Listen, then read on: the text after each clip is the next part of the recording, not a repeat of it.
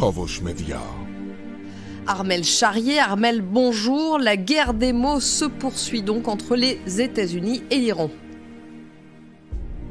Oui, on aurait pu penser qu'il y allait avoir une pause dans cette guerre des mots, comme vous le dites, Pauline, entre les deux pays pendant cette crise sanitaire.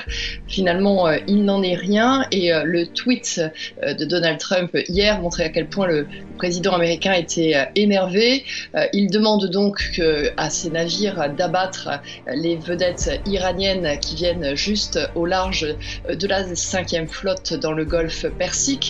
Je vais vous dire, c'est extrêmement classique que les vedettes iraniennes, ces petits bateaux, viennent assez proches des navires américains. C'est une manière pour les Iraniens de montrer aussi que le golfe arabo-persique fait partie de leur zone et qu'ils contrôlent donc ce qui s'y passe. Alors pourquoi est-ce que Donald Trump s'est énervé? En fait, c'est pas tant par rapport à cette histoire de marine que surtout par le fait que la semaine dernière, les Iraniens ont réussi à mettre en orbite un satellite militaire et qu'ils ont ainsi lancé une fusée avec un nouveau moteur.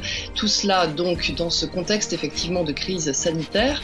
Et surtout, ce qui inquiète les Américains, et ce que tout le monde regarde, c'est que cette nouvelle fusée donc est allée plus haut, plus loin, et que son moteur pourrait donc être adapté sur des missiles intercontinentaux qui iraient plus loin que les traditionnels 2000 km que sont capables de fournir jusqu'à présent les Iraniens.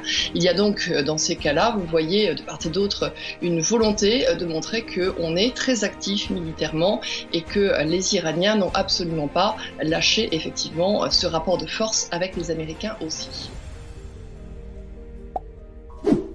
آنچه در مورد ما میگویند